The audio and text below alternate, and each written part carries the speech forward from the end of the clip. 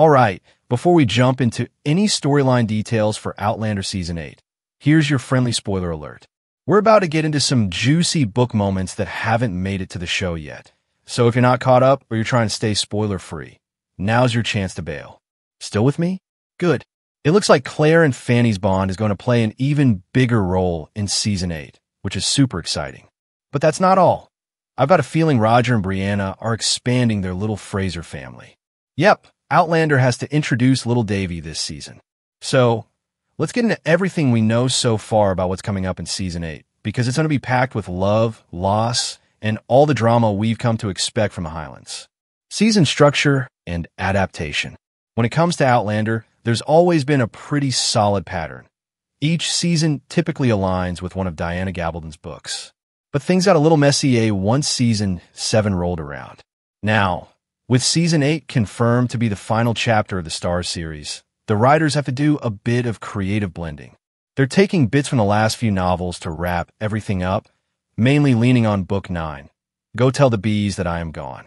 But not everything from that book needs to make it on screen. Some of it definitely.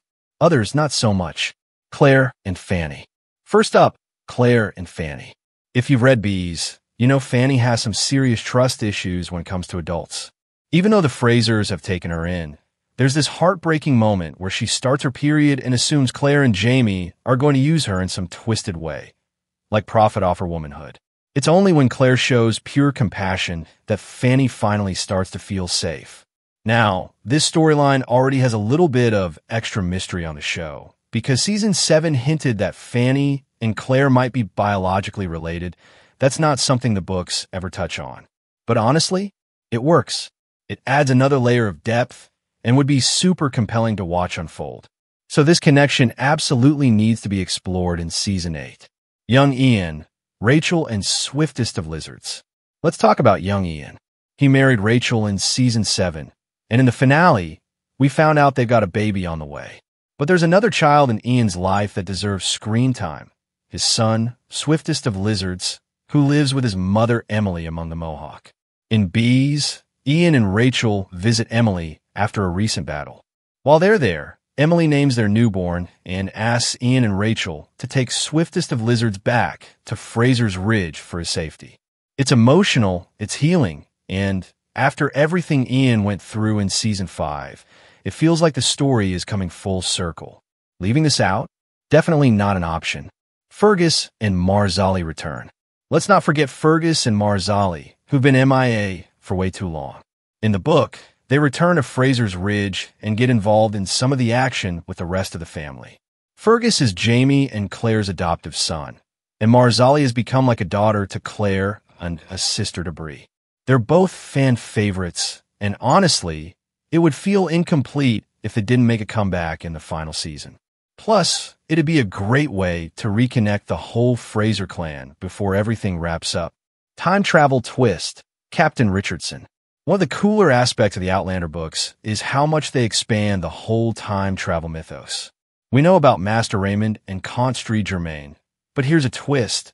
Captain Richardson, the guy who warned John Grey about Claire, is also a time traveler.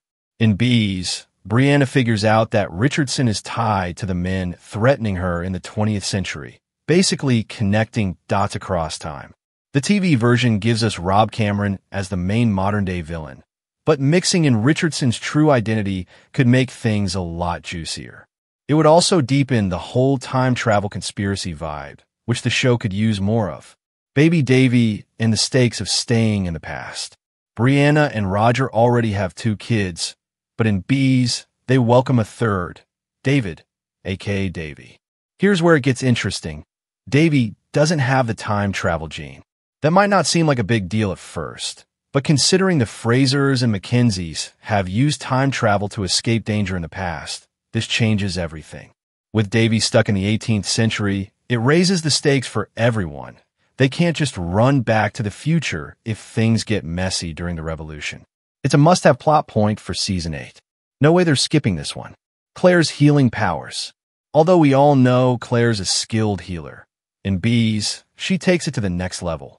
She delivers twins, and one of them seems stillborn. But Claire, tapping into some almost otherworldly instinct, maybe magic, maybe trauma from losing faith, feels a tiny spark of life and revives the baby. It's a powerful moment, not just because she saves the child, but because it ties back to her own grief.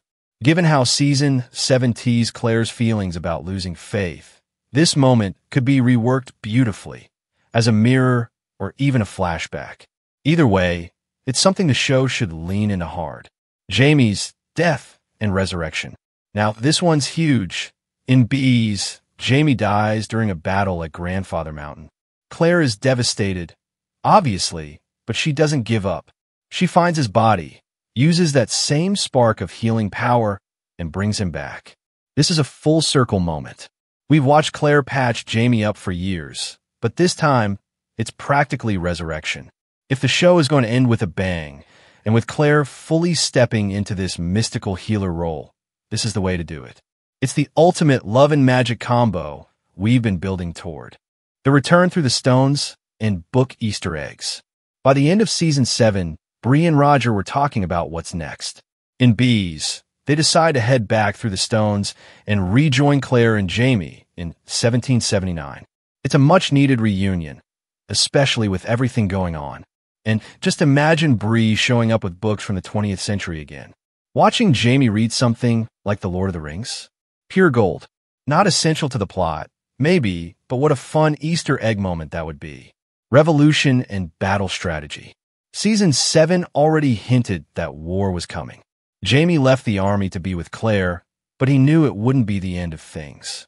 In Bees, the revolution arrives at their doorstep, literally. Jamie is forced to fight again to defend his land and family. What gives Jamie a slight advantage this time?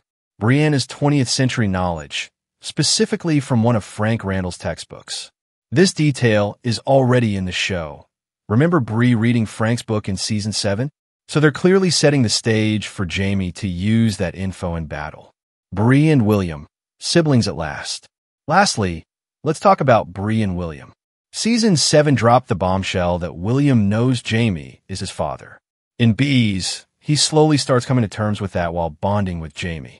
But it's his dynamic with Brianna that's surprisingly heartwarming. Neither of them ever had a sibling before, so watching them figure out how to be brother and sister is honestly kind of adorable. And if the show adds in more about Faith Fraser, as it hinted it might, there's even more emotional material to unpack. A bunch of lost and found siblings trying to understand what family really means. That's the kind of rich storytelling Season 8 needs. Final thoughts. With just 10 episodes left, Outlander Season 8 has a lot of ground to cover. But by choosing the right moments, from Claire's healing miracles and time travel twists to family reunions and revolutionary war battles, it can give fans an unforgettable send-off. There's room for magic, heartbreak, closure, and even a few cheeky Easter eggs. If they stick the landing, it could be the most satisfying season yet. Thanks for watching, and we'll see you in the next one.